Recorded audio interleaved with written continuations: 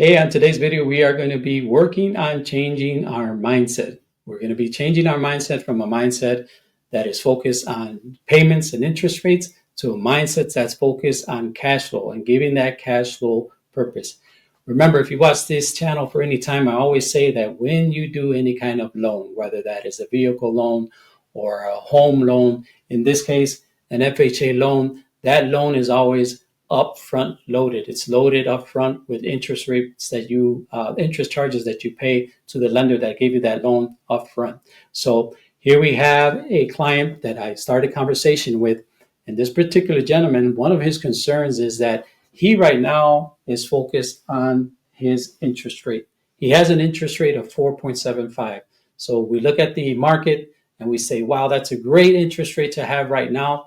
The current markets are about 6.5 and probably a little bit just shy of that. And so you say, I have a 4.75.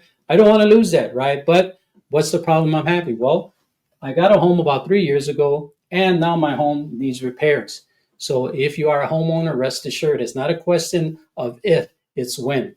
Your home will need some kind of repair, a roof, the boiler, the heating system, gutters, cracked foundation. You name it, it has a possibility to happen, and you're going to have to flip the bill on that. And it's better for you to be proactive and be ready for that than to be reactive and need to have access to money when that situation happens. But here's the situation here. Again, fear of losing that interest rate because that's where the focus has been. So we're going to work on a strategy to help change the focus from the interest rate and the payment over to cash flow improvement, right? Cash flow is king. You've heard that expression before. So we're going to want to improve our cash flow so that we can give our cash flow purpose.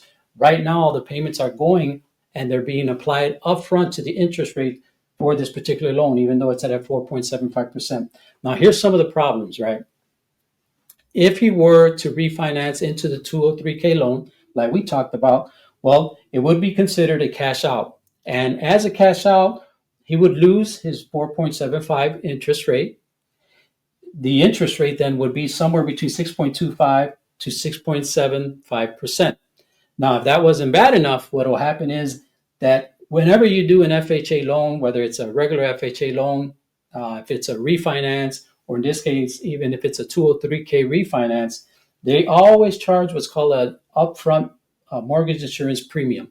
That's always a percentage of the amount of the loan that you refinance. So let's say refinance $200,000, 1.75 or $200,000, I believe it's like $3,500. So now you're adding that upfront, right? So it's like paying $3,500 to get access to that $200,000.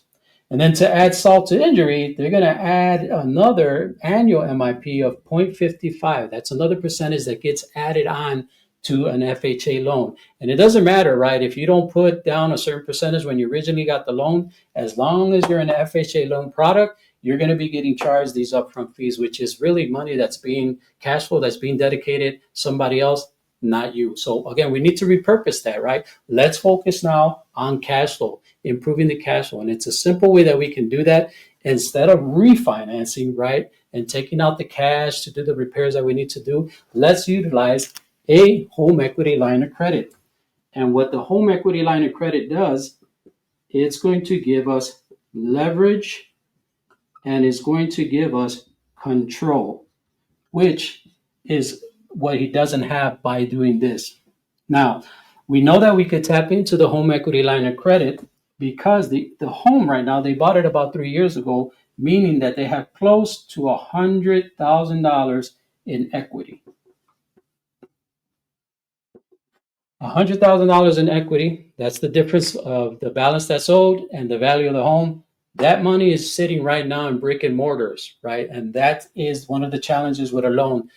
With the loan, when you have the money and it's in a loan, or when you have a loan, money going to the loan rather, and you're making those payments, that money is gone. You will never see it again. When you have an equity, home equity line of credit, you can leverage the payments that you make every single month to the home equity line of credit. You can borrow from it. So it gives you the leverage, it gives you the control, it acts like a savings, right? It's a savings account.